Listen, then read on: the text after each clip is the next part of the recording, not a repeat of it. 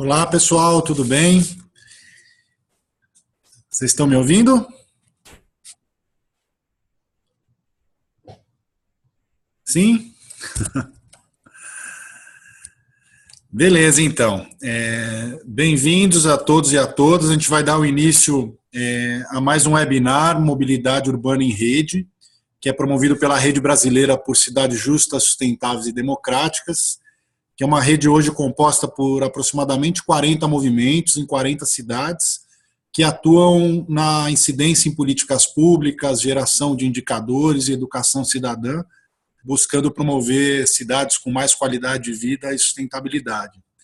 Eu sou Renato Morgado, do Observatório Cidadão de Piracicaba, que é uma das iniciativas que compõe a rede, e vou fazer a mediação hoje desse nosso webinário, que é o segundo webinário dessa série, que vai acontecer aproximadamente a cada 15 dias, então quem tiver interesse em acompanhar os próximos debates, é só ficar ligado na página da Rede Brasileira, que a gente vai anunciar por lá. E hoje a gente conta com a presença da Daniele Voto, que é gerente de governança urbana do WRI Brasil, Cidades Sustentáveis, e da AID, que é mestra em engenharia de transportes e membro do Transparência Hacker. E aí, para explicar a dinâmica da nossa conversa, que também está sendo gravada e depois vai estar disponibilizada no YouTube para quem quiser acessar, eu vou fazer uma breve introdução sobre o tema de governo aberto, de 5 minutos. Depois eu vou passar a palavra para a Daniele, que vai fazer a primeira intervenção dela de até 15 minutos, e para a ID, que também vai ter 15 minutos para trazer a perspectiva dela sobre essa inter-relação entre governo aberto e mobilidade urbana. E na sequência a gente abre aí para perguntas e debate com quem está participando aí ao vivo com a gente. Para quem está participando, vocês vão conseguir fazer perguntas por escrito ou também pelo microfone, bastando acionar o microfone e fazer a pergunta. Eu peço só, enquanto vocês não estiverem falando, que vocês deixem o microfone no mudo, para não ter interferência de som aqui na nossa conversa.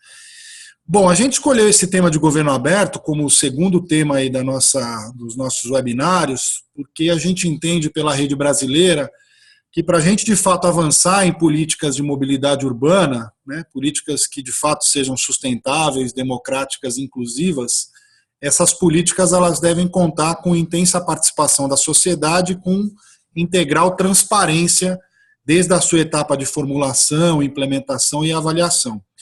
E governo aberto tem sido o conceito ou guarda-chuva aí de princípios e práticas que melhor representa essa ideia de uma governança democrática. Então, a ideia de governo aberto é a ideia de governos ou políticas que tenham participação, transparência, prestação de contas e que usem da tecnologia e da inovação para pensar soluções criativas e conectadas com a tecnologia que hoje a gente tem à nossa disposição.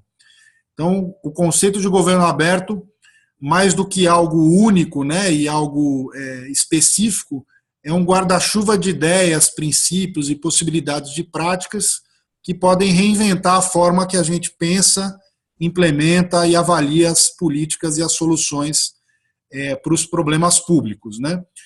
É um conceito que tem crescido especialmente desde 2011, com o lançamento de uma parceria internacional que chama Parceria para Governo Aberto, que é uma parceria que hoje envolve 70 países de todo o mundo, incluindo o Brasil. Esses países que fazem parte dessa parceria, que a sigla em inglês é OGP, são obrigados a fazerem políticas nacionais de governo aberto com compromissos específicos para avançar nesses temas de participação, transparência e prestação de contas. Então, o Brasil é um país que liderou essa parceria desde o início e que tem feito ações, obviamente com contradições, com desafios, recuos também, né, mas com avanços importantes aí no campo da transparência, especialmente, mas também com ações interessantes em participação. E dentro da Política Nacional de Mobilidade Urbana, que é uma lei relativamente recente, essa política também traz princípios de participação e transparência ao definir a gestão democrática das políticas de mobilidade como um de seus princípios e ao definir instrumentos específicos de participação, como conselhos, audiências públicas e de transparência, como transparência tarifária, dentre outras. Então, a política já traz um pouco esses elementos de governo aberto, mas, obviamente, que a prática ela sempre é diferente do que as leis ou as ideias anunciam, né? Então, a gente tem desafios, de fato, em pensar políticas de mobilidade urbana baseadas nos princípios e no paradigma de governo aberto. Então, só para vocês entenderem um pouco nessa introdução o que é essa ideia de governo aberto e como que a gente, a partir aí da fala da Daniele e da AID, a gente vai fazer as conexões com o tema da mobilidade urbana. Então, feita essa introdução, eu já passo aí a palavra para a Daniele para fazer as provocações e as ideias iniciais dela. Daniele, por favor. Olá, boa noite. Obrigada, primeiramente, pelo convite, Renato. Queria agradecer por ter nos convidado para participar. Queria agradecer também a presença da AID, que é sempre uma parceira nossa, né? Vou passar direto, então, para a gente poder vou compartilhar com vocês a apresentação. Não sei se todos estão vendo. Ok, ótimo. Bom, a gente fala muito da participação social e da necessidade de que as pessoas estejam presentes sempre, né? Então, hoje eu vou tentar trazer um pouco do que a gente trabalha e como é que a gente tenta incorporar os conceitos de governo aberto dentro dos planos de mobilidade urbana aqui no Brasil. Mas, primeiramente, queria apresentar o WRI Brasil, Cidades Sustentáveis, que é uma OCIP aqui no Brasil. Ela foi fundada em 2005, ainda com o nome de Centro de Transporte Sustentável, depois passou para o nome Embarque, e hoje nós somos o WRI Brasil. O WRI Brasil, Cidades Sustentáveis, que é um programa dentro do WRI Global, trabalha primordialmente para desenvolvimento urbano sustentável, sempre com o foco na questão do clima, de redução de emissões, nesse trabalho que a gente foca. Então, a gente trabalha muito com cidades e agora regiões metropolitanas. E esse braço de cidades do WRI, então, nós temos aqui no Brasil um escritório, temos também no México, na Turquia, na China e na Índia. E a nossa sede global fica em Washington. No nosso site, que tem ali as informações no nosso blog também, nós temos muito material de pesquisa, publicações, estudos que nós fazemos, que são à disposição de todos, é super aberto, podem utilizar como material, como insumo para os seus trabalhos e até para ter algumas ideias. Ali a gente compartilha muitas ideias. Então, o WRI o WRI é uma OCIP e nós estamos localizados em Porto Alegre, aqui no sul, onde a gente tenta também trabalhar, mas ainda é um pouco mais difícil. Mas vamos lá. Bom, a questão da Política Nacional de Mobilidade Urbana, que surgiu então com a Lei 12.587 de 2012, ela era muito clara nos seus princípios, né? Ela trazia de uma forma muito direta quais eram os princípios norteadores e o que deveria ser feito em relação aos planos de mobilidade urbana e o que aconteceria, quais seriam as sanções para aqueles municípios caso não fizessem. Então, teve um recorte, né, de municípios com mais de 20 mil habitantes, a questão também de ser cidade turística ou patrimônio, alguma coisa assim, então alguns critérios. Desses critérios, então, eu acho interessante dar esse contexto, 3.300 municípios brasileiros deveriam elaborar seus planos de mobilidade, teriam 5 anos para elaborar seus planos de mobilidade. O Ministério das Cidades, ele não tem esse número oficial, mas algumas fontes apontam, e também através do nosso trabalho, que hoje, mesmo depois de vários anos e de muito trabalho, né, tanto do Ministério quanto de organizações como o ITDP, o WRI, apenas 500 municípios desse total de 3.300 realmente concluíram ou estão elaborando seus planos. Então, isso demonstra também uma certa incapacidade de planejamento a longo prazo, mesmo com a sanção tão importante para os municípios, que seria não acessar alguns financiamentos do governo federal. Bom, mas, se a gente for tratar, a gente vai tratar aqui somente, que é muita coisa já sobre a questão de governo aberto, e eu pretendo falar bastante sobre a questão de participação social, como é que a gente trabalha essas dimensões do governo aberto nos planos? Né? Primeiramente, a gente sempre tenta inserir, ou deveria, os governos locais deveriam tentar inserir essas questões de saber informar, saber integrar a população, né, e os outros stakeholders, né, trabalhar em colaboração com a população e fazer uma tomada de decisão conjunta. Esses pilares a gente acredita que seriam os pilares que norteiam e que podem fazer um bom plano de mobilidade urbana. O WRI trabalha já desde o início, né, desde 2012, com os planos de mobilidade, tanto na parte mais técnica, vamos dizer assim, de colaboração com as cidades, do que seria um bom plano, quais são os critérios técnicos para um bom plano, para as cidades não caírem na mão de consultorias que fazem copia e cola. Já chegou para nós casos onde não foi trocado nem o nome da cidade. Então, esse é o nível que a gente tem, às vezes, das consultorias. Mas a gente viu, num certo momento, que a participação social não estava sendo integrada. E não estava sendo integrada por uma série de fatores. Mas é importante ressaltar que, diferentemente do que muitas vezes se coloca, a participação social ela é uma diretriz prevista em lei. Né? Ela não é apenas uma ideia, uma sugestão, ela tem que acontecer. E por que ela tem que acontecer? Porque, no final das contas, todos nós aqui que estamos presentes devemos, em princípio, a gente deve concordar, a gente pode concordar com isso, a mobilidade, ela mexe com toda a vida de qualquer pessoa que vive na cidade ali. Porque é a maneira como tu pode acessar serviços, é a maneira como tu pode ter melhores oportunidades de trabalho e uma maior qualidade de vida. A mobilidade mexe com tudo isso e muito mais. Então, nós começamos esse trabalho de participação social, visando também integrar cada vez mais dados, informações, e o que a gente notou né, confirmamos, foi uma falta, primeiro, de conhecimento por parte dos governos locais e também, no segundo momento, uma falta de interesse nisso, até por uma questão de medo, muitas vezes, de receio, de não saber como fazer. Então, eu destaquei ali 3 desafios principais enfrentados pelos municípios através do que nós conhecemos, né? E a gente andou bastante. Já estivemos em Teresina, já estivemos em Santarém, Salvador, Juiz de Fora, Florianópolis. Então, a gente tem Palmas, então a gente teve um apanhado de todo o Brasil, é que os municípios, o gestor público brasileiro, em geral, ele tem muito medo da participação social. Eles consideram muitas vezes que é um processo sem fim, que é um processo que não traz resultados, e isso é muito ruim, porque eles não se dão a possibilidade de aprender com as pessoas e não dão a possibilidade das pessoas também entenderem o outro lado. Então, os planos de mobilidade, a lei de mobilidade urbana, na verdade, ela vem como uma possibilidade de aumentar a participação social e até de capacitar tanto o governo municipal como as pessoas de melhor participar. Bom, e aí vocês vão dizer, não, mas tem os conselhos, tem as audiências públicas, né? Isso já é uma coisa super já dentro da cultura brasileira. Sim, nós temos uma opinião aqui no WRI um pouco, entendemos a audiência pública como um instrumento muito importante e é legalmente previsto e deve ser cumprido, mas a audiência pública muitas vezes ela é muito combativa, muito adversarial.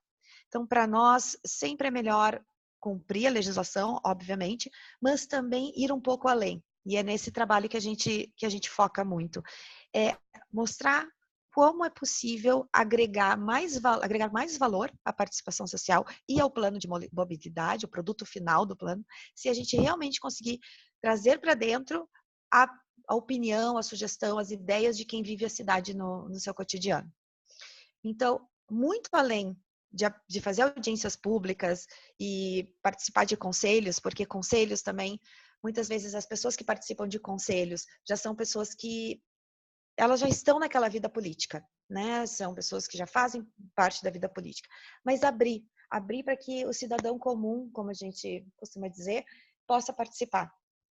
Então, a gente sempre traz isso quando a gente começa uma conversa sobre participação social em planos de mobilidade. Quando a gente coloca ali os desafios enfrentados pelos municípios, e eu já falei um pouco sobre isso, realmente há um total desconhecimento de como promover. Não se conhece, não se sabe como fazer isso, não se tem muitas vezes recursos humanos, né? E por conta disso não há um planejamento, né? Por exemplo, uma cidade que vai construir o seu plano de mobilidade urbana, quando ela começa a planejar isso, ela não coloca a participação social como item. E a participação social demanda tempo, recursos humanos, recursos financeiros até. Mas sempre fica um pouco relegada a um terceiro plano. E no pós-participação, quando se realiza, as cidades têm uma dificuldade muito grande de utilizar os dados encontrados. Muitas vezes porque estão na mão de consultorias, a licitação, vamos dizer assim, para fazer o plano, e aí eles não têm muita interferência, mas às vezes é realmente uma dificuldade cognitiva até de como fazer isso. Então, a participação social ela ainda é um desafio no Brasil. Eu sei que a gente entende que o Brasil já teve muitos avanços nisso, alguns retrocessos, mas aquela cultura de dizer, não, o Brasil é um país participativo, que as pessoas comparecem, é aberto, não é bem assim que a gente, no dia a dia, a gente vê. Então, é muito importante que parcerias como essa do Parceria de Governo Aberto sejam cada vez mais integradas às políticas públicas para que a gente possa avançar. Por isso que é tão importante o Brasil fazer parte da OGP, porque pelo menos ali, então, a gente tem uma diretriz e tem um compromisso do governo federal que por simetria também vai para os outros governos. Pensando a participação social como uma etapa importante, a gente viu que era necessário definir alguns passos ou algumas etapas, pelo menos para poder compartilhar com os tomadores de decisão e até com a sociedade civil, né? Tudo que a participação mais ou menos precisaria ter para sair do papel. Então, estamos terminando uma publicação sobre isso, que é focada inclusive nos planos de mobilidade brasileiros, e onde a gente coloca um passo a passo, vamos dizer assim, para tentar ajudar as cidades, né, até regiões metropolitanas hoje em dia, que precisam utilizar de metodologias de participação social.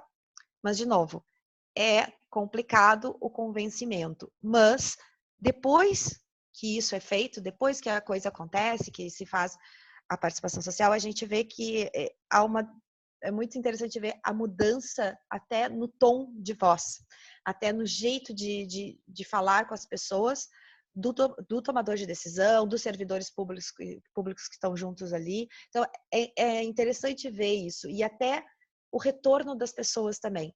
As pessoas gostam de participar. E aquele medo de participação sem significado, que muitas vezes os tomadores de decisões trazem para a gente, eles realmente perdem o sentido. Essa frase perde total sentido. As pessoas não querem, as pessoas não sabem, as pessoas não participam. Perde o sentido.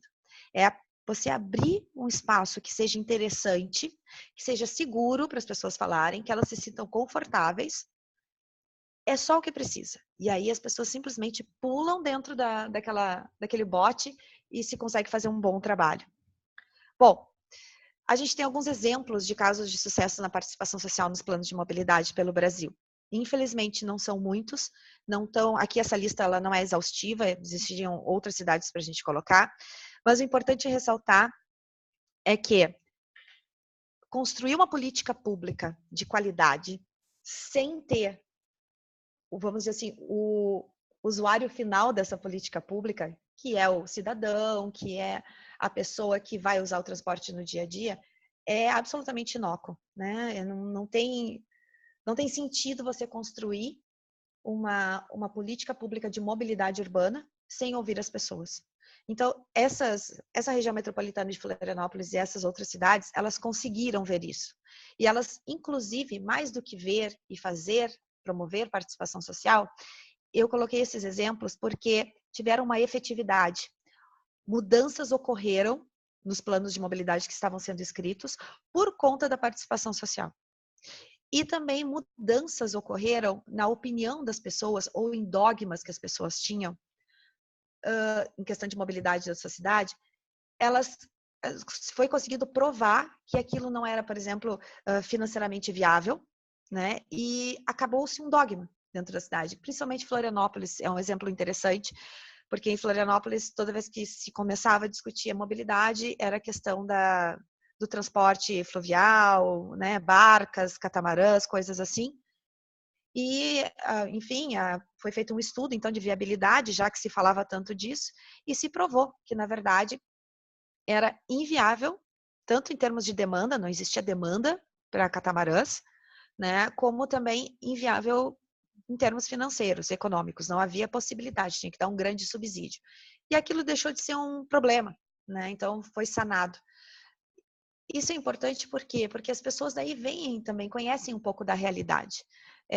Às vezes é muito simples também fazer acusações e de parte a parte, né? Então eu acho que políticas que levam em conta as dimensões de governo aberto, elas conseguem uma implementação muito mais ágil, muito mais fácil e diminui muito o nível de adversariedade entre as pessoas.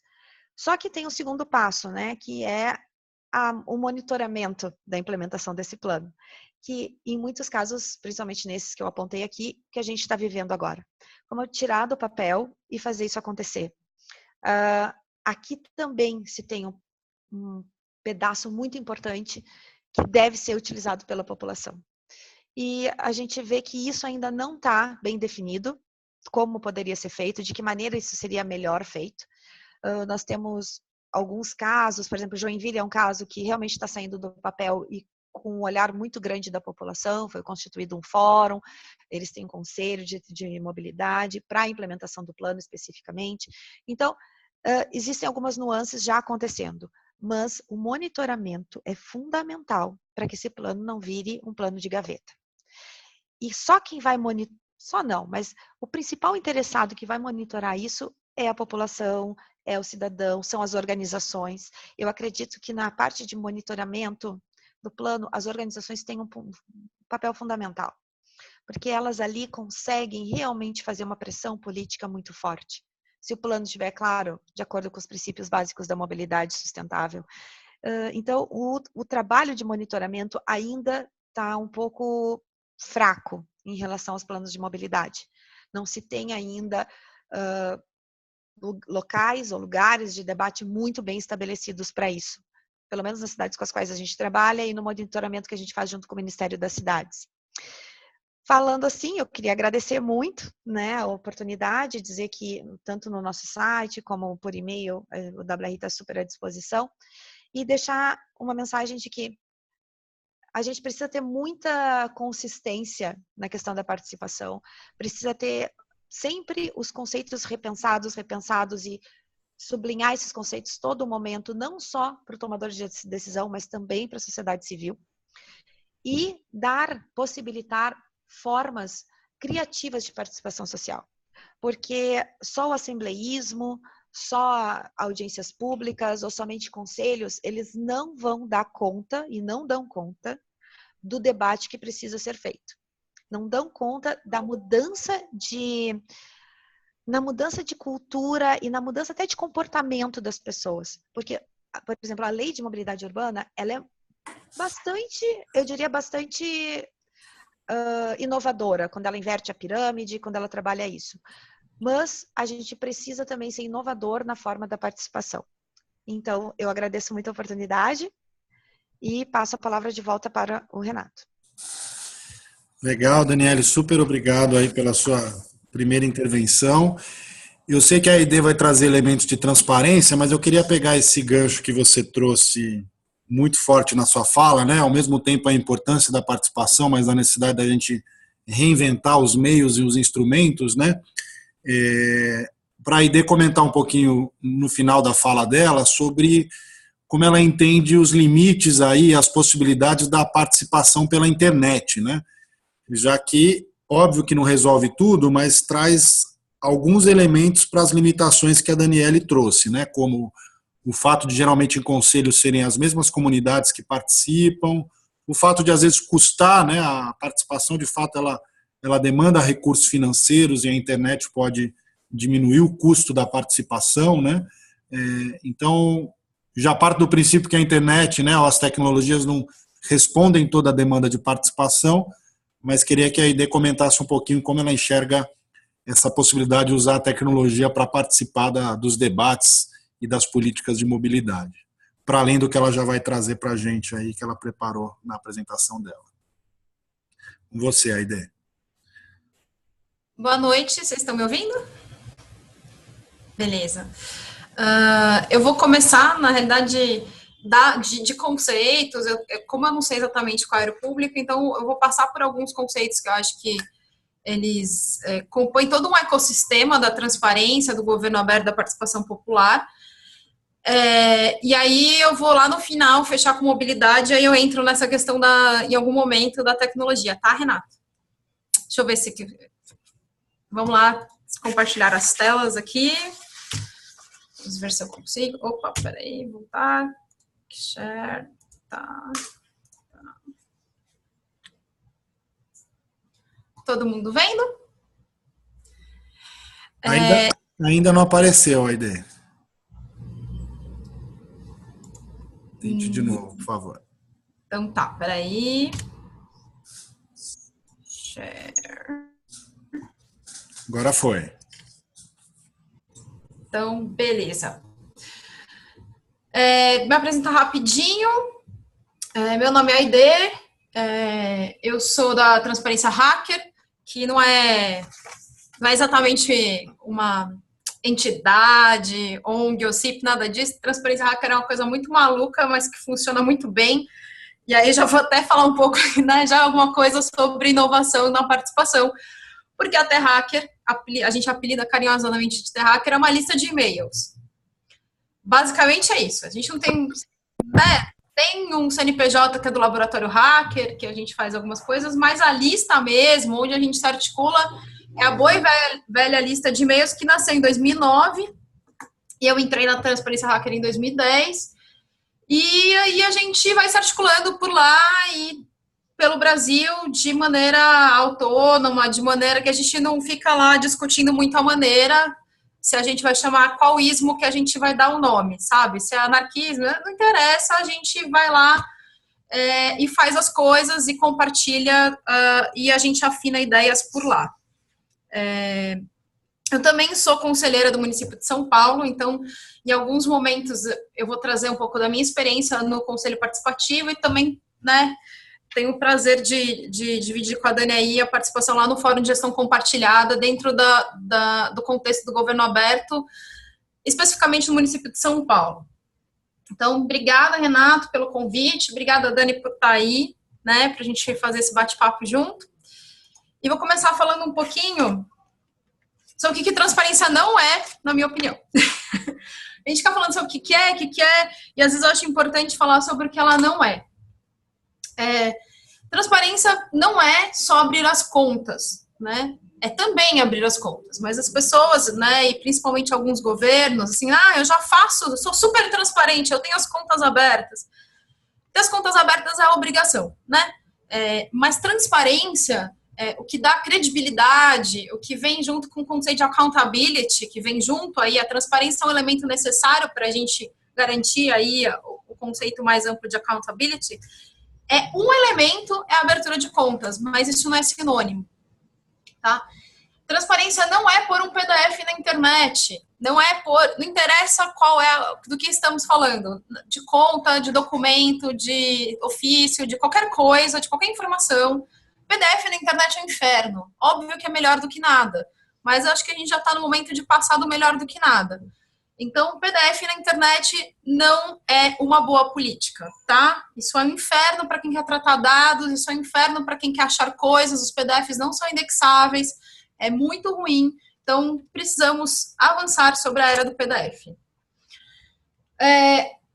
Não é atender pressões da mídia, então não é porque saiu no Jornal Nacional que aí sim você vai fazer alguma coisa a esse respeito, né? Então, a gente espera que governos que sejam transparentes sejam melhores do que só atender pressões midiáticas. Não é perguntar quem ou por que você quer saber alguma informação. Então, se é algo que é público, é uma informação pública e ela está no contexto de um governo que se clama transparente, não faz sentido você perguntar, mas quem é você, cidadão, e por que você quer saber isso? Eu sou um cidadão, não interessa, não preciso nem ter nome, né, não preciso justificar o meu querer saber, porque sou um cidadão, ponto. Então, não é ficar indagando o cidadão porque o acesso a determinada informação está sendo requisitado.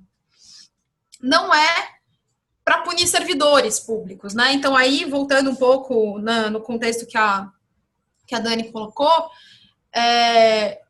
existe, né, quando a gente cria isso acontece, apesar de eu ainda acreditar talvez um pouco mais nos fóruns, nas audiências públicas, nos conselhos, mas em alguns momentos, e não só nesses lugares, mas em vários momentos, mesmo quando você vai pedir na ouvidoria, no balcão de atendimento, em vários lugares onde existe o diálogo entre governo e sociedade civil, a ideia de que o servidor público ele se sente muito ameaçado, né? O servidor público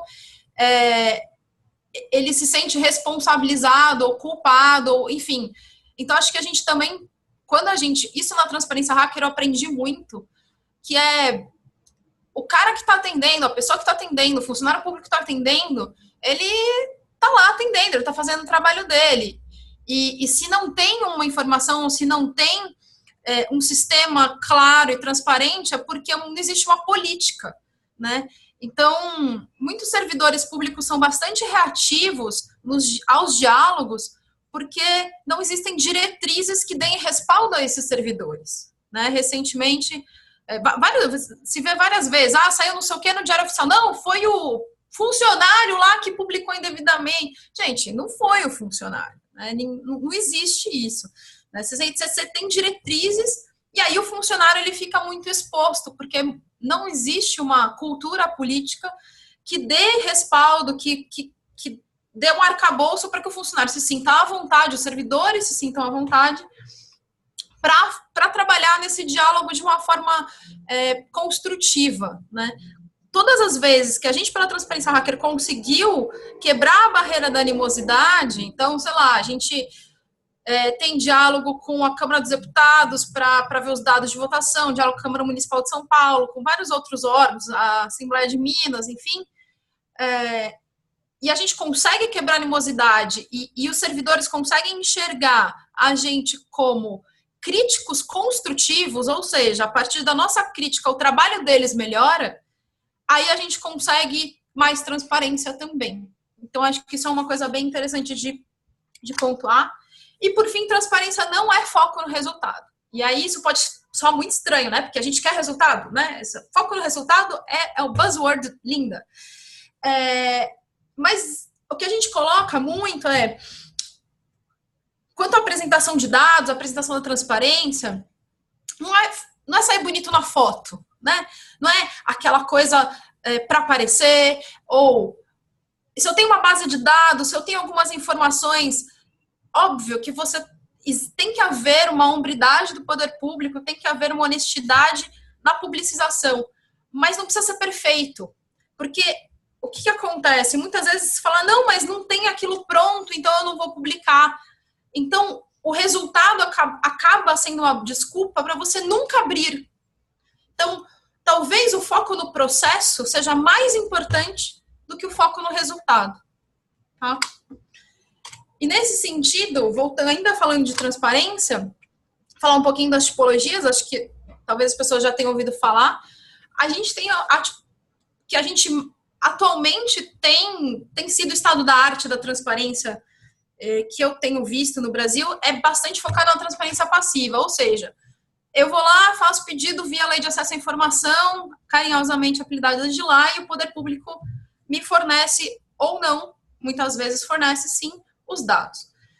Mas a gente também já está no momento de, né, a lei de 2012, já estamos fazendo aniversários aí, a gente já está no momento de passar por uma transparência ativa, ou seja, um poder público se antecipa e disponibiliza os dados. Isso, inclusive, facilita a vida dos servidores públicos, que em vez de ficar respondendo 50 mil pedidos muito parecidos, se os dados estão disponíveis de uma forma acessível, que eu vou falar mais para frente sobre como disponibilizar as informações, facilita a vida. Você não precisa ficar, o funcionário não precisa ficar respondendo 1 trilhão de pedidos de acesso à informação, porque a informação já está lá.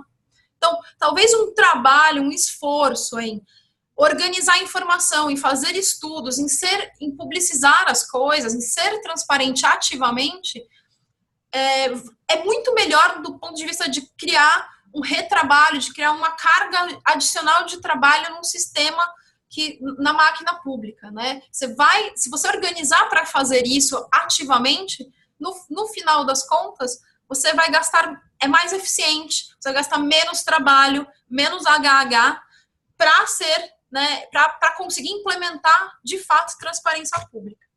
E, obviamente, né, a gente sempre prefere a ativa. E falando um pouco do ecossistema da transparência, então, focando na transparência, né, eu penso que tem coisas, tem conceitos, é um ecossistema muito interligado. O governo aberto, que a Dani já falou um bocado, e participação popular. E dessas duas ideias que já foram faladas, eu vou tirar uns outros detalhes um pouco mais técnicos, que é o software livre e os dados abertos, principalmente aí no gancho do governo aberto. E a participação popular, ela traz para a gente a possibilidade do controle social, e eu acho que o mais interessante e o mais importante disso tudo, com esse ecossistema funcionando, é o caminho que eu enxergo para a gente conseguir restaurar uma coisa que a gente está em crise. Eu acho que mais do que a crise da representatividade na política, eu acho que a gente tem uma crise de confiança. Então, acho que se você consegue ser transparente, se você consegue disponibilizar dados de fato abertos, se você usa uma tecnologia que é participativa no código de software livre, ele é a participação na tecnologia, a gente consegue criar um ecossistema de menor conflito, menos arestas, mais colaboração e, finalmente, mais confiança. E aí acho que a gente, de fato, consegue avançar. Então, falando um pouquinho dos dados abertos, vou passar rapidamente o que são dados abertos. Dados abertos é quando qualquer pessoa pode usar, reutilizar, redistribuir. No máximo, a pessoa tem que citar a autoria, e aqui, na realidade, no máximo, porque esse conceito de dado aberto, ele vem de fora. Na legislação brasileira é obrigatória, né? Você precisa citar a autoria. E compartilhar sob a mesma licença é recomendável, nem sempre é obrigatório, depende de como você faz o licenciamento da sua informação. Setor público também licencia a informação, tá? Então, nem toda a informação pública, ela é CC, né, Creative Commons. Tem muita informação pública e isso está sendo utilizado, é uma coisa a ser criticada, por um lado ou por outro, de usar direito autoral, enfim, do Estado ser dono daquela informação, e isso pode ser um problema no ponto de vista de acessar e, portanto, de ser transparente. O importante é que a publicação dos dados em formato aberto e sob uma licença aberta. Então, não adianta colocar um monte de dado, coletar um monte de dado da população, por exemplo, de bilhete único de ônibus, e a empresa, isso fica na mão de uma empresa que tem um sistema fechado, que tem uma licença fechada, que vamos supor que aconteça um corte de contrato, e aí o interesse público fica à mercê de um formato fechado, de uma licença fechada, e aí outra empresa não consegue ser contratada emergencialmente, por exemplo, e se apropriar da tecnologia, e se apropriar daquilo com uma facilidade, porque aquilo não usa uma tecnologia aberta. Então, a ideia de que no poder público a gente use dados abertos, que use software livre, use licenças abertas, é importante para a gente construir políticas de Estado, para que a gente não fique refém de contratos mal feitos.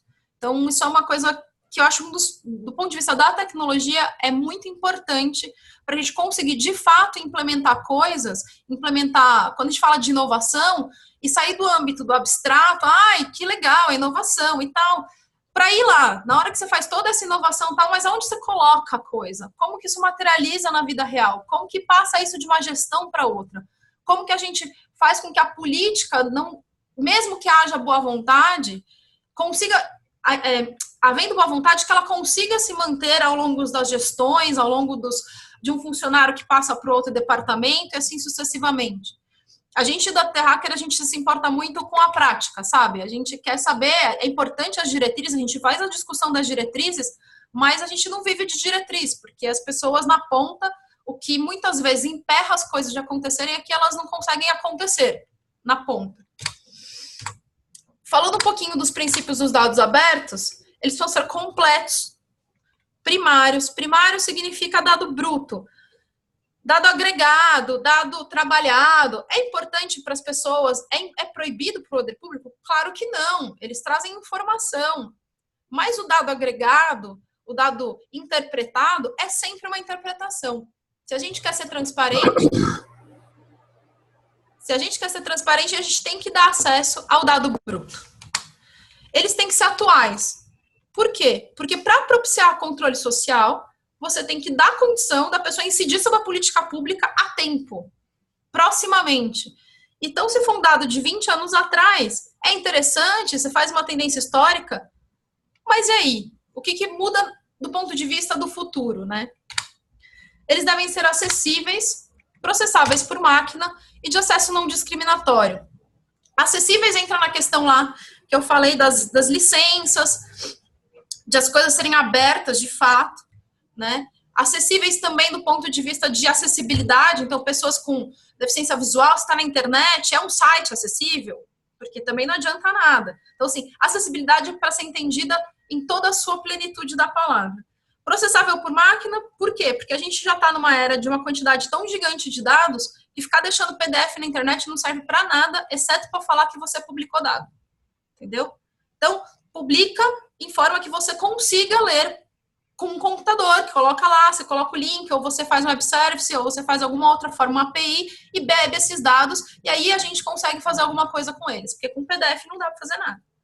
Dá para ficar scrapeando o PDF e perdendo tempo gigante, mas não precisamos disso. O que é acesso não discriminatório? Não é assim, você é mulher, não vou te dar o dado. Tem isso também, mas não é isso que eu estou querendo dizer. Mas acesso não discriminatório, isso é uma das coisas que a gente não tem conseguido avançar no Brasil. Ou seja, eu preciso dar o meu nome, meu CPF, fazer um cadastro e pedir uma informação. Do ponto de vista daquela questão, eu estou tendo que explicar quem eu sou e muitas vezes eu tenho que justificar o meu pedido. Tem vários formulários de SIC que você tem que justificar o seu pedido para pedir. Tá? Isso não é bacana. Então, a gente não considera isso um dado aberto, nos princípios de dados abertos. Formatos não proprietários, por quê? Mas o XLS eu consigo abrir. Bem, o XLS é da Microsoft, e a Microsoft é uma empresa que paga por licença, e se você não quer incentivar a pirataria, que é um crime, a gente recomenda que você deixe dados em forma aberta, não proprietária, que as pessoas não tenham obrigação, pelo menos por lei, de ter um programa específico para conseguir ler aquele dado. E livre de licença, eu já falei. Falar muito rapidamente das 4 liberdades do software livre. Por quê? Porque o software livre, na realidade, é a base tecnológica que a gente costuma dizer que é nessa forma que a gente colabora no código. Participação, a gente pode participar socialmente e na tecnologia a gente também participa. A participação no código, a participação aberta, eu saber qual é o algoritmo, eu saber o que roda na urna eletrônica, eu saber como que está funcionando a máquina, o algoritmo público ou os algoritmos públicos que, se a gente não tem, estamos tendo logo em breve, é importante saber, e ele vem dessa ideia de liberdades do software livre, ou seja, eu posso executar, eu posso estudar, ou seja, ver o que está rodando, distribuir cópia, ou seja, copiar sem precisar ficar pagando por isso, e modificar, e distribuir as modificações, ou seja, eu posso fazer uma obra derivada dali. Falando um pouco agora, eu sei que a gente está estourando tempo, mas eu vou terminar rapidinho. Falando um pouco sobre transparência e privacidade, porque quando a gente fala em transparência é sempre, antes que alguém me pergunte, eu já vou responder, sempre pergunta sobre a privacidade. E eu acho importante separar esses dois conceitos. A transparência, ela olha para o Estado, ela olha para a informação de interesse, pode ser particular, sim, público, particular, ou nesse sentido particular, um cidadão querendo saber, né? Pode ser uma pessoa querendo saber uma informação pública, geral, de órgãos públicos. Agora, a privacidade é do ponto de vista do cidadão, são os dados pessoais. Isso não é uma dicotomia na realidade. A ideia é que toda a transparência aos poderosos e proteção da privacidade dos mais fracos, ou seja, do cidadão, da unidade, do indivíduo, né? Então, por exemplo, nome, endereço, CPF, prontuário médico.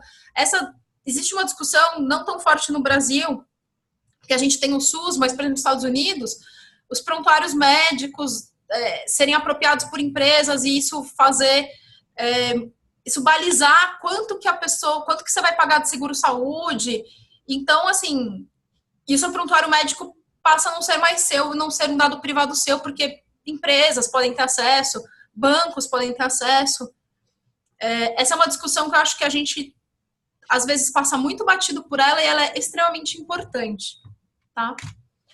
E fechando um pouco aqui na questão da mobilidade, eu falei bastante da questão da informação, dos dados públicos, da lei de acesso à informação, e aí a gente tem que pensar também que a Política Nacional de Mobilidade Urbana, ela prevê mecanismos de participação. Então, ela também se insere no ecossistema de transparência, ela também se insere no ecossistema de participação, e também a gente tem eu gosto desses 3 pilares, porque quando a gente fala de mobilidade, não tem como falar de mobilidade sem falar de cidade. Não tem como falar de mobilidade sem falar de participação, e não tem como falar de participação sem falar de informação pública. Então, esse tripé, eu acho ele extremamente importante quando a gente está pensando em políticas públicas de mobilidade num contexto de governo aberto. E aí, o que a lei faz? Ela dá direito à informação, né? O que o Estatuto da Cidade visa, né? Nos garantir um direito à cidade. E eu, né, puxando sardinha para a mobilidade, claro, né? Engenheiro de transportes aí. E o que a Política Nacional de Mobilidade Urbana proporciona? Eu acho que ela proporciona principalmente uma coisa que eu chamo de equidade urbana. Porque a mobilidade, ela é nada mais, nada menos um fator de impedância para o acesso às oportunidades na cidade. Então, se a gente tem mais mobilidade, se você proporciona para a pessoa alternativas, você proporciona para ela equidade. Se você coloca oportunidades acessíveis para as pessoas, você proporciona direito à cidade para essas pessoas. Então, não dá para pensar, assim como não dá para pensar o tripé legal separadamente, também não dá para a gente pensar direito à cidade, direito à informação e equidade urbana separadamente. E eu vou passar o último slide, não vou falar muito sobre ele, depois a gente fala, porque eu já estourei meu tempo, que eu tinha dado um exemplo sobre como a participação influencia aí na questão dos planos de mobilidade, na elaboração dos planos. E aí depois a gente pode falar sobre isso no bate-papo, deixar as referências na apresentação. Vou fechar um pouquinho com esse slide e vou falar muito rapidamente, Renato, sobre a questão dos limites da participação pela internet. Eu vou parar de compartilhar aqui. E aí a gente já entra para o bate-papo, pode ser? Vamos lá. Legal.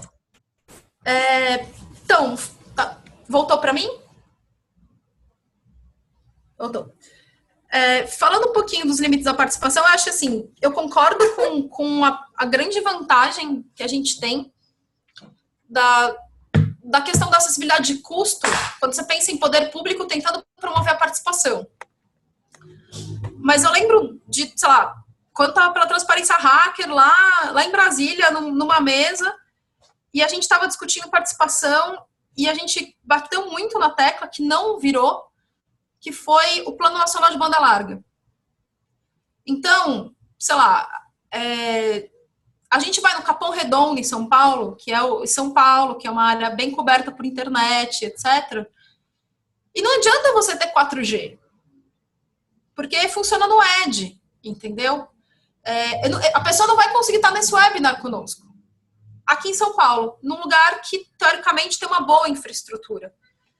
Então, acho que quando a gente pensa, apesar de ser super pró-tecnologia e ser entusiasta maior de mecanismos de inovação e tecnologia, eu acho que a gente precisa ter muito cuidado para não usar mecanismos de participação pela internet como forma de aprofundar a exclusão social.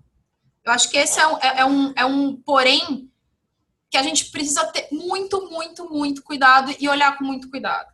A gente tem várias coisas interessantes, eu acho que disponibilizar informação pela internet é sempre uma coisa, mas ir na praça, na cidadezinha, no meio, estar lá, a coisa física e presencial, a gente não no Brasil, como é hoje, é absolutamente insubstituível.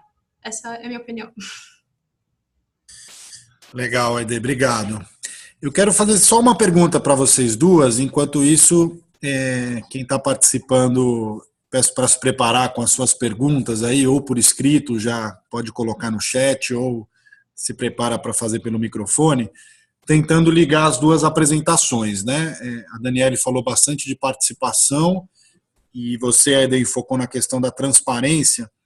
E olhando especificamente para as questões de mobilidade da cidade, né, desde os planos de mobilidade, mas também os contratos de transporte público, de obras de mobilidade, etc., pensando que o acesso à informação e à transparência são fundamentais para a participação e o controle social, eu queria saber qual é a percepção de vocês sobre a transparência aplicada à mobilidade urbana, né? Como que a gente está hoje em relação a esse tema, né? Na atuação de vocês, vocês percebem que a gente tem acesso aos contratos, às planilhas do transporte público, as informações sobre essas obras, né? A gente tem mais do que tinha antes, a gente tem de forma adequada hoje, tem sugestões de boas práticas que vocês podem indicar, né? Porque essa questão da transparência é um ponto central, né? Quando a gente pensa em aumento da tarifa, quando a gente olha para casos de corrupção estourando em várias cidades, mais recentemente no Rio de Janeiro, envolvendo a questão do transporte público. Ou seja, se a gente não tiver acesso a essas informações, a gente não consegue incidir nem saber o que acontece, né? Então, eu queria saber, na percepção de vocês, no trabalho de vocês, se vocês entendem que as políticas de mobilidade elas estão transparentes e o que precisa avançar para que isso, de fato, aconteça, né?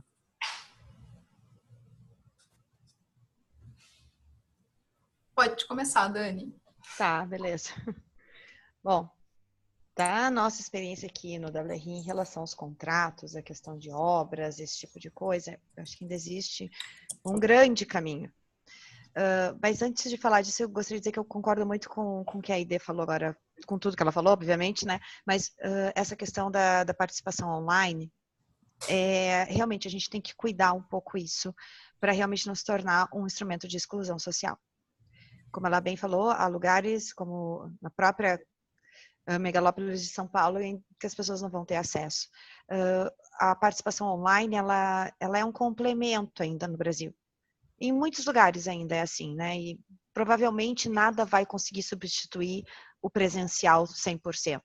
Até porque são públicos diferentes e o interessante é conseguir captar esses públicos diferentes.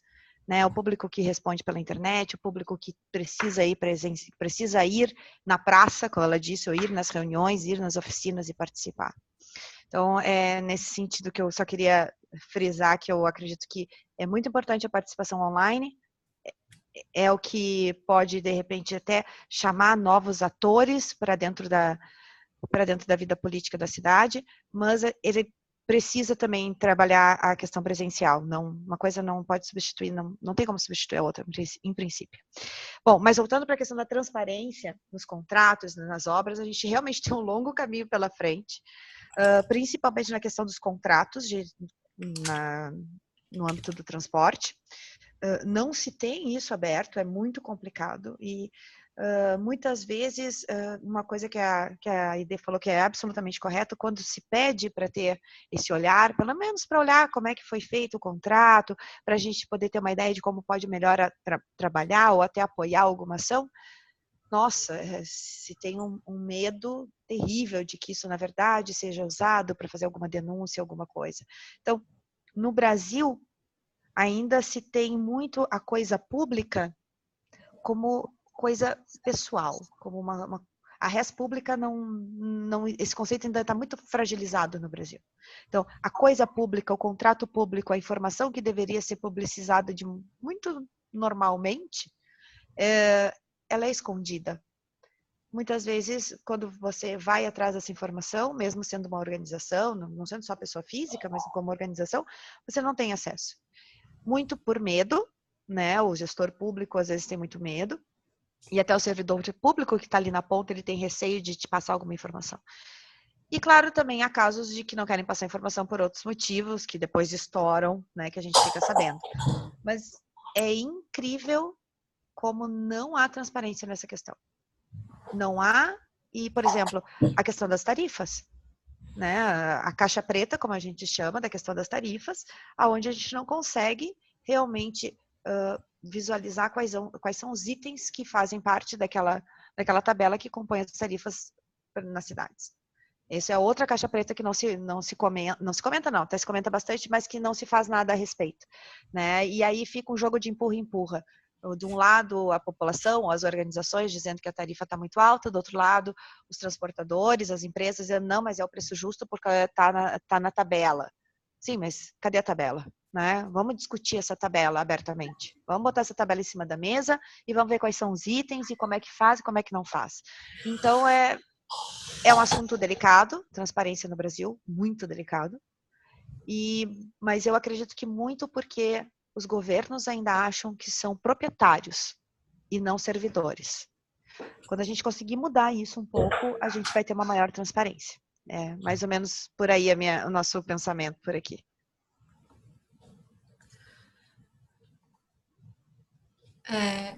Eu concordo muito com o que a Dani colocou. É que eu lembro muito das jornadas de junho. E eu acho que isso, embora tenha muitos problemas hoje, eu acho que melhorou. Assim, e espero que melhore muito. Não quer dizer que melhorou, não quer dizer que tá bom, quer dizer que só melhorou e que tem muito para melhorar. Mas eu acho que melhorou. Mas, por exemplo, eu lembro em 2013 que a gente pegou os contratos, a gente inclusive fez, acho que uma parceria com o pessoal de Florianópolis. Pegou os contratos, as concessões e fez uma análise, fez umas reuniões em São Paulo, fez umas reuniões fora também, com o pessoal de Floripa e tal. E tinha as planilhas. Só que elas não eram acessíveis. A linguagem não é acessível, não é simples. Então, assim, quando a gente fala, e aí até vou entrar em umas coisas, boas práticas, né? Já que você falou de boas práticas, vamos falar de boas práticas. Então, além de você disponibilizar um dado bruto, eu acho que precisa ser um dado estruturado, que a gente chama. Então, assim, uma planilha tem a variável, e você precisa ter um documento que acompanha a planilha, que é um dicionário de dados. Que você vai falar, olha, esta variável significa tal coisa, é assim que ela é calculada. Esta outra, ela significa tal coisa, é assim que ela é calculada.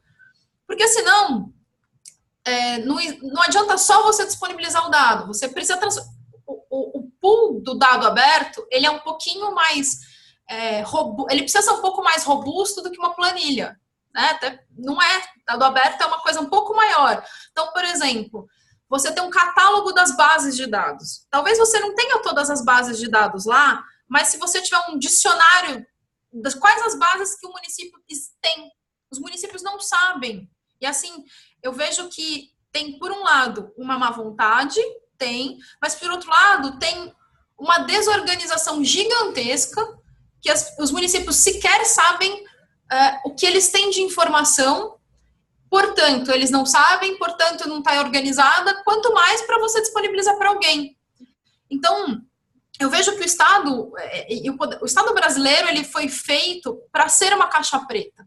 E a gente vai precisar de muito tempo de trabalho, muito trabalho, muita gente incidindo, de muita pressão popular, de muita pressão de ONG, de muita gente de dentro do governo, de servidores públicos, querendo organizar a casa.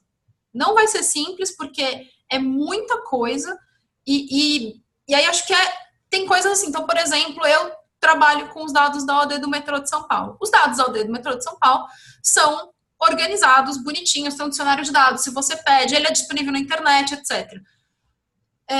Mas é a exceção, não é a regra. Então, se você pega, por exemplo, um contrato é um juridiquês que, pela própria natureza do juridiquês, já não é acessível à população. Aí você pega os dados de transporte de ônibus, que também não fica claro. A gente não conseguia entender, por exemplo, quanto da tarifa na época, em 2013, assim, a gente fez, fiz engenharia, eu estava com várias pessoas ali que entendiam minimamente de números, planilhas e contas, a gente não conseguia entender como era a remuneração. E a gente leu aquele documento, a gente pegou as planilhas, a gente não conseguia entender. A gente ficou muito tempo para entender aquilo. Mas, muito tempo mesmo. Da ordem de semanas para conseguir entender como remunerar a empresa de ônibus em São Paulo. e o pessoal de Florianópolis também, que foi os 2 casos que eu acompanhei em 2013. Então, nesse sentido, eu acho que... e aí é uma questão de avaliação da política mesmo. A gente está nesse momento com uma reação muito forte, né? Eu acho que a gente está num momento de conservadorismo ascendente, em reação as pessoas ficaram muito chocadas com o que aconteceu em 2013, não sei explicar por que aconteceu, tem várias teorias por aí, mas muita gente parou o Brasil, né? E foi a pauta de mobilidade que parou o Brasil, o que foi surpreendente. E aí as pessoas começaram, inclusive, a entender que elas não chegavam nos lugares, elas não tinham acesso, e às vezes elas não iam para os lugares porque elas não tinham dinheiro para pagar para ir para os lugares. Essa discussão toda fez com que vários governos tivessem que reagir. Então, acho que, por mais que a gente não esteja em uma situação muito bacana em relação a como estão estruturados e como é disponibilizado e como é transparente na área de mobilidade do setor público, eu acho que realmente está muito aquém do que a gente gostaria que fosse. Eu acho que 2013 deu uma chacoalhada e colocou a gente num patamar um pouquinho melhor. E que agora, depois foi de 2013, fez um pouquinho, e aí a gente foi caminhando agora bem devagarzinho. Mas a gente precisa continuar fazendo sugestão, falar boa prática, pressão aqui, audiência, conselho, fórum, etc., para que isso não pare. Legal, Aide. Obrigado pela resposta. Acho que hoje a gente tem a base legal para exigir essa transparência, né, em linguagem acessível. Inclusive, a política de mobilidade urbana cita especificamente a questão da transparência tarifária, né? O desafio, como várias coisas, é transformar a lei em prática, né? Queria abrir, então, para quem estiver participando fazer perguntas. Se preferirem fazer por escrito, eu faço a leitura, mas também fiquem à vontade para fazer pelo microfone. Peço só, se alguém for fazer uma pergunta, que faça de forma concisa, e peço para a Dani e para a Aide também responderem de forma enxuta, para a gente ter mais de uma pessoa fazendo a pergunta e respeitando o nosso tempo. Alguém quer fazer pergunta? Renato, eu gostaria. Vai lá, Guilherme. Na verdade... Pudesse apresentar só pelo microfone também, a cidade, o movimento? Bom, meu nome é Guilherme Tampieri, eu faço parte do movimento Nossa BH.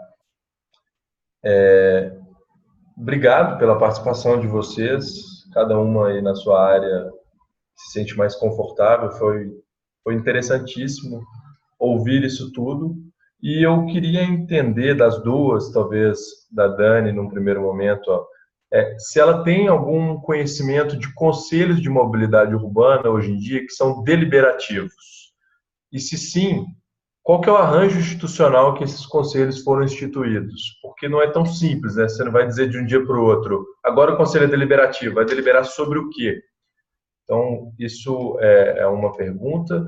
Uma segunda é se vocês têm alguns exemplos de boas práticas de incidência da sociedade civil, seja por esses meios tradicionais de conselhos, fóruns, audiências públicas, ou por outros meios mais criativos, mais populares, se sim, ok, e se algum deles deu certo para alguma coisa, seja barrar um aumento, seja implementar alguma coisa ligada à bicicleta. E uma última pergunta é se tem alguma metodologia para avaliar, por exemplo, a transparência de sites de secretarias de mobilidade, de empresas de... Eu sei que o Etos fez uma há um tempo atrás, mas eu sei que PEC está. Então, são essas 3 perguntas. Obrigado.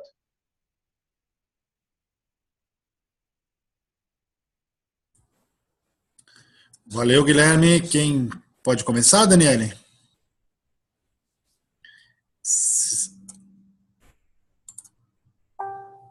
Desculpa, eu estava tentando sair do mudo. Oi, Guilherme, obrigada, viu, pelas suas perguntas. Primeiramente, tu me pegaste na questão dos conselhos deliberativos sobre transporte. Eu não sei se São Paulo já está organizado assim, se já é organizado assim, realmente não, acho que não. Se está, não deve estar muito, né? Agora a coisa está meio difícil. Então, a gente está vivendo alguns momentos mais complicados na questão da participação, vamos dizer, até mais formal da sociedade civil. Então, conselhos deliberativos da questão de transporte, realmente eu não conheço. Conheço os conselhos normais, que são muitas vezes consultivos, são conselhos que colaboram, mas que não têm efetividade, né? Enfim, não tem como produzir algo mais concreto. Posso te dar um exemplo aqui do Sul, aqui de Porto Alegre, onde o Conselho de Mobilidade Urbana e Transporte, ele está muito enfraquecido. Muito, muito, muito. Assim, a gente vai nas reuniões e realmente não é representativa da sociedade, não é, já começa por aí.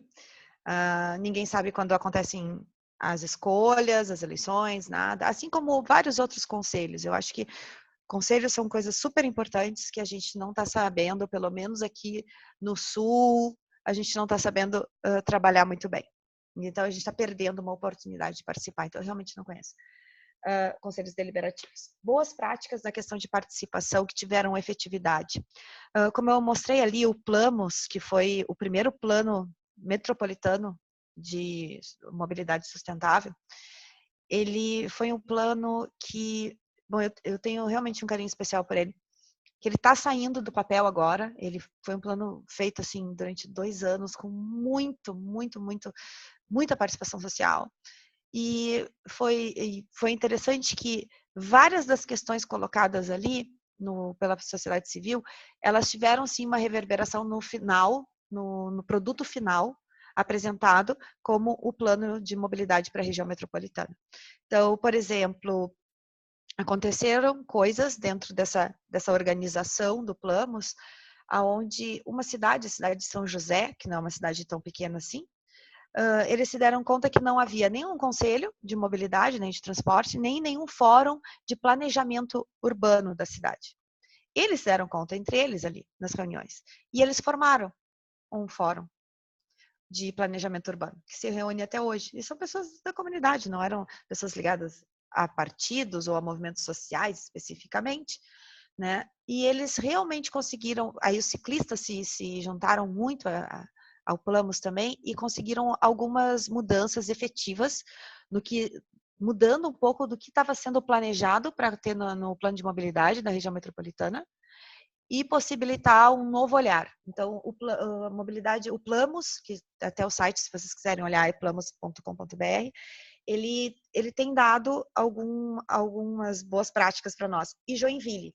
Joinville também foi uma cidade que foi impressionante ver como houve uma mobilização e uma parceria da sociedade civil com o governo municipal, no sentido de melhorar o que estava sendo planejado pelos técnicos, né? Então, são 2 exemplos de efetividade na mudança e que realmente saíram do papel, que as obras estão sendo feitas nesse sentido. São esses 2 que eu poderia trazer agora para vocês.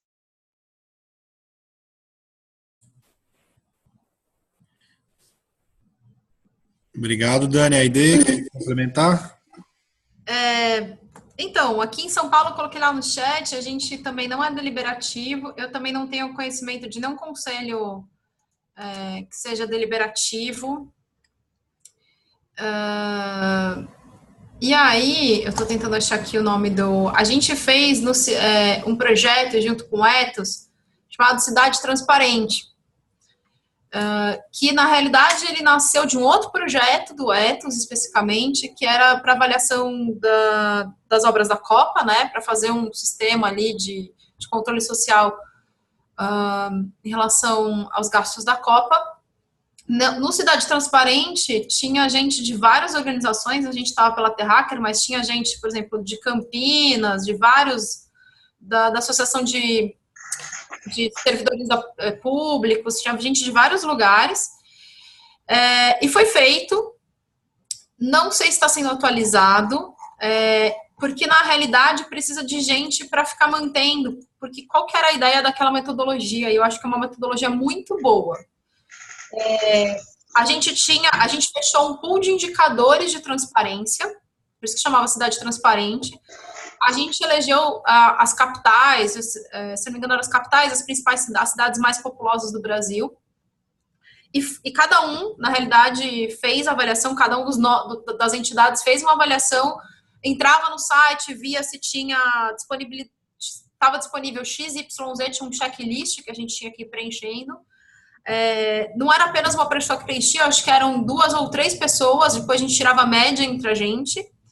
E tinham coisas que, mediante a falta de algumas informações, se não me engano, era o Ethos que se comprometia em oficiar o órgão público. Então, ele falou assim, olha, não tem tal coisa. Então, por que eu achei essa metodologia interessante? Só que dá esse trabalho todo. Ela não tem como ser automatizada, né? Então, não consigo fazer isso. É gente que tem que pegar e ficar fazendo isso sempre. E tinha organizações que disponibilizavam gente para ficar indo atrás dos órgãos públicos, no sentido de não criar uma crítica pela crítica. Olha, a gente fez um indicador e você é muito pouco transparente. O objetivo não era esse. O objetivo era, queremos melhorar a transparência das cidades. Então, a gente precisa mapear e antes de publicar, a gente pegava cada uma das cidades e falava, olha, a gente vai publicar, contava do projeto e falou assim, seguinte, você está fraco aqui, aqui, aqui, você pode melhorar aqui, aqui, aqui, você tem alguma resposta para nos dar? E aí, a gente consegue ver que o poder público melhorava a partir da provocação, né? A provocação ela não era maledicente, não era ruim, né? Ela falou, olha, estamos nesse projeto, estamos avaliando cidades, a sua cidade XYZ, a gente achou tais pontos que você pode melhorar de tal jeito, que tal melhorar? E eu acho que isso foi uma metodologia bem interessante. A questão é que a gente precisaria ter, talvez, um fórum, um grupo de trabalho de entidades que conseguissem manter isso ao longo do tempo. Legal, Aide, obrigado. Mais alguém quer fazer uma pergunta, uma colocação?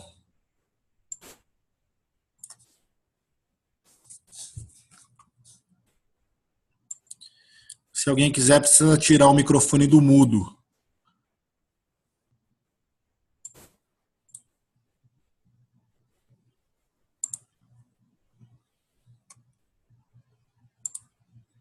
Ninguém? Bom, então a gente pode caminhar para o encerramento, respeitando o nosso teto aqui de 1h30 também da nossa conversa, né? Antes de passar a palavra para as considerações finais aí da Aide e da Daniele, queria passar a palavra para o Guilherme para apresentar uma iniciativa aí da Semana de Mobilidade Urbana, e aí eu passo para vocês duas para as considerações finais. Guilherme? Opa, obrigado, Renato. É bem rápido, é um informe, na verdade, que alguns coletivos, a Rede Bike Anjo, Corrida Amiga e o Desvelocidades, se juntaram agora em 2017 para criar uma plataforma para que governos, instituições da sociedade civil, empresas, universidades, escolas, inscrevam as iniciativas que eles vão realizar durante a Semana da Mobilidade, que vai de 16 a 22 de setembro, por conta do Dia Mundial Sem Carro. Então, a plataforma já está no ar, as pessoas já estão começando a se inscrever nela, é semanadamobilidade.org.br. Então, se você vai fazer alguma coisa na sua cidade, ou escreve lá, se sabe de alguém que vai fazer, pede para essa pessoa se inscrever lá. A ideia é que a gente tenha um compilado de informações para entender o que está rolando em termos de Brasil aí na Semana da Mobilidade. E no ano que vem, a nossa ideia é integrar com a Semana Europeia da Mobilidade e, de repente, fazer uma Semana Global da Mobilidade, para a gente ter várias línguas e um mapinha do mundo todo para entender o que as pessoas têm feito nessa semana, ideias mais criativas, ideias mais conservadoras, iniciativas de empresas, sociedade civil, governo. Então, era isso, é uma coisa mais simples, mas quem puder compartilhar a iniciativa por aí afora vai ser muito legal. E é isso. Obrigadão, Renato, pela oportunidade. Valeu, Guilherme. Beleza, então vou passar para vocês duas fazerem breves considerações aí finais para a gente poder encerrar. Posso ir, Aide? Bom, primeiro, agradecer ao Renato, a IDEA, o Imaflora, também a Rede Cidade de Justiça Sustentáveis, pelo convite, também pela oportunidade, e a todo mundo que pôde se juntar a nós essa noite. A gente sabe que não é fácil, a gente, né, na correria do dia a dia, parar assim é complicado às vezes.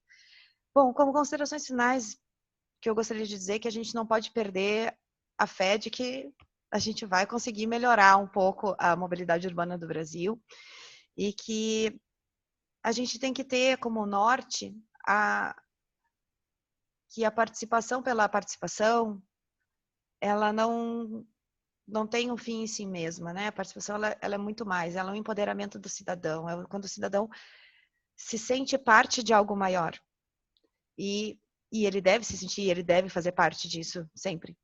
Então, para nós fica muito claro que tudo está muito interligado, obviamente, dentro, e principalmente quando a gente fala de governo aberto e transparência e dados abertos, né?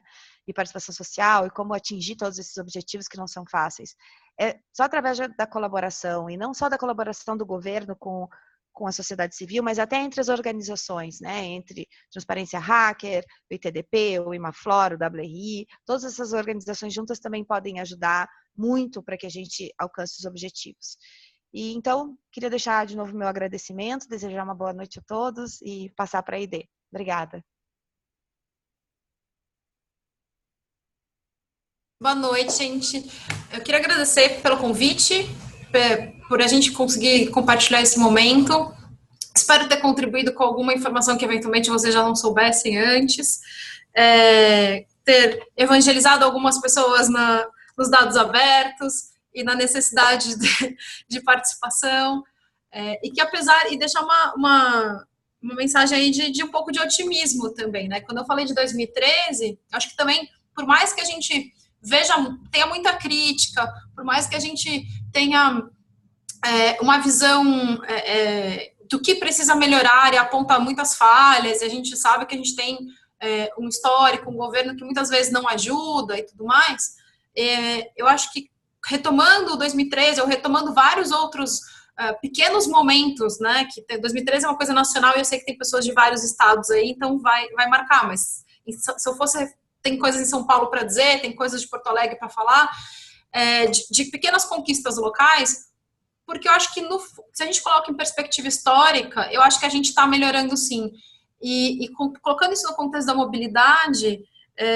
melhorar, e aí entra nas temáticas, né, assim, a gente de fato não participa por participar, né? A gente participa porque a gente quer algo com isso, e aí as pessoas vão pelas suas afinidades, então, as pessoas, eu acho que ou eu sou um profissional de saúde, eu acho que a saúde é uma pauta relevante, e isso é importante o Conselho de Saúde para a gente ter um mundo mais sustentável, ter um mundo melhor, é importante a pauta da educação, é importante a pauta da mobilidade, por quê? E aí, né, puxando a nossa sardinha aqui, porque você dá acesso às oportunidades de emprego, você dá acesso à saúde, você dá acesso à educação, se a gente consegue fazer uma cidade que flui, uma cidade que é sustentável, uma cidade que é acolhedora, uma cidade em que as pessoas não têm medo de sair na rua e, portanto, elas podem fazer coisas, elas conseguem chegar nos lugares que vai garantir o sustento delas, a educação dos filhos, que vai garantir o acesso à saúde dessas pessoas, se a gente consegue fazer essa discussão coletivamente,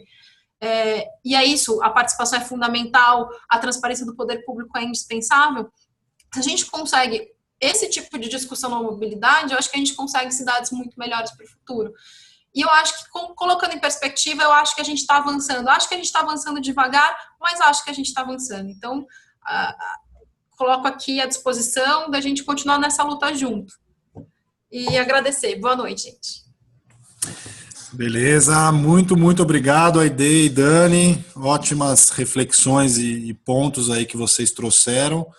De fato, a gente não avança em políticas de mobilidade sem participação e transparência, né? Eu acho que mobilidade é um grande exemplo, né? Porque quem toma a decisão sobre mobilidade de uma cidade geralmente não usa bicicleta, não é mulher, não é uma pessoa com deficiência, anda pouco a pé, né? Então, se na mesa de decisão esses outros atores sentarem, certamente o produto da política vai ser diferente do que essa política tão centrada no automóvel ainda, né? Então, a gente abrir esses processos de decisão e dar transparência às decisões, às políticas, aos contratos, de fato, tem um potencial grande de transformar aí a mobilidade nas nossas cidades. Então, agradecer muito, convidar todo mundo para assistir o primeiro webinar, já está lá no YouTube, no canal da rede, esse aqui também vai estar a partir de amanhã, e convidar para os próximos, vão ter outros temas como mobilidade e gênero, o uso da bicicleta, a questão da caminhada nas cidades, dentre tantos outros que a gente vai divulgar aí pela página da rede. Então, agradecer vocês duas mais uma vez, todo mundo que participou, e até uma próxima. Um abraço a todos. Beleza, gente. Brigadão, viu? Valeu aí a todos. Quando tiver aí no YouTube, eu passo para vocês. E a gente está fazendo também um texto, um artigo sobre cada webinar, então vocês ficam convidados aí. Depois eu aviso vocês. Se vocês tiverem disponibilidade, a gente escreve um artigo, vocês juntas, eu posso ajudar, mas a gente também tem um produto escrito aí dos webinars. Se vocês tiverem tempo, claro, aí depois eu passo os detalhes para vocês. Bom? Tá joia, Renato. Conta aí. Vai mandando notícias que a gente escreve junto. Beleza. Obrigadão, gente. Até a próxima. Obrigada. Tchau, gente. Tchau, gente. Boa noite. Tchau.